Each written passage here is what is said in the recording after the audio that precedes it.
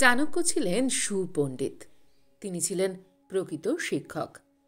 আচার্য চাণক্যের বলে যাওয়া প্রতিটা কথা আজও যে কতটা গুরুত্বপূর্ণ ও প্রাসঙ্গিক তা চাণক্য নীতির দিকে চোখ রাখলেই বোঝা যায়। জীবনে চলার পথে এই উপদেশগুলো মেনে চললে আমরা অবশ্যই উপকার পাব। চলুন জেনে নিই সেই রকমই কিছু চাণক্যের বাণী, যা আমাদের জীবনে চলার পথে অনেক অনেক সাহায্য করবে। ১. কাজী পূজা। চাণক্য বলেছেন, কাজ থেকেই মানুষ সম্মান অর্জন করে। যদি সবার মধ্যে নিজেকে আলাদা করতে চান, তাহলে কতগুলো বিষয় মাথায় রাখতে হবে।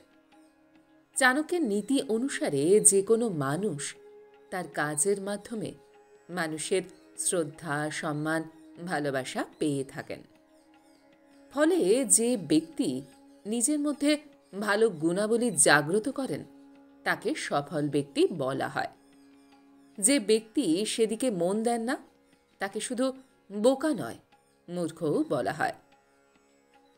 চাণক্য কতটা মহান শিক্ষক ছিলেন তা প্রায় সকলেই জানেন। আচার্য চাণক্য দক্ষ শিক্ষকের পাশাপাশি দক্ষ অর্থনীতিবিদ ও কূটনীতিক ছিলেন। চাণক্য জীবনে কখনো হাল ছেড়ে দেননি বা সম্পদের অভাবের জন্য আফসোস করেননি। চাণক্য কখনো তার আত্মবিশ্বাসকে দুর্বল হতে দেননি। লক্ষ্য অর্জনের জন্য লড়াই চালিয়ে যান।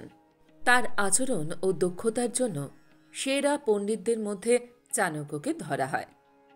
চাণক্যের নীতি অনুসারে কোনো ব্যক্তি যদি নতুন কিছু শেখা বা বোঝার জন্য প্রস্তুত না থাকেন, তাহলে তাকে মূর্খ বলা হয়। চাণক্যের মতে কোনো ব্যক্তি যদি জীবনে সফল হতে চান, তবে তাকে নতুন কিছু শিখতে প্রস্তুত থাকতে হবে।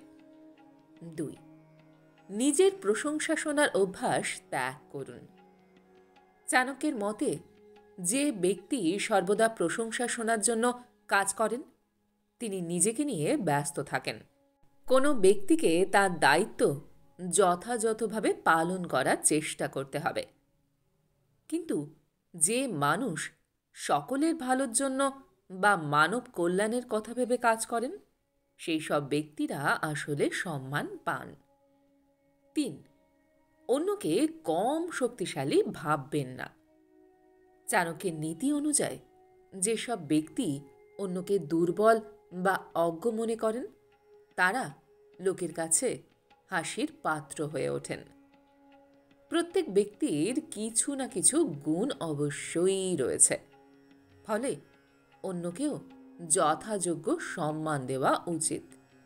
কিন্তু যে ব্যক্তি সবসময় নিজেকে মেধাবী, প্রতিভাবান বলে মনে করেন, তারা প্রকৃত সম্মান থেকে বঞ্চিত হন।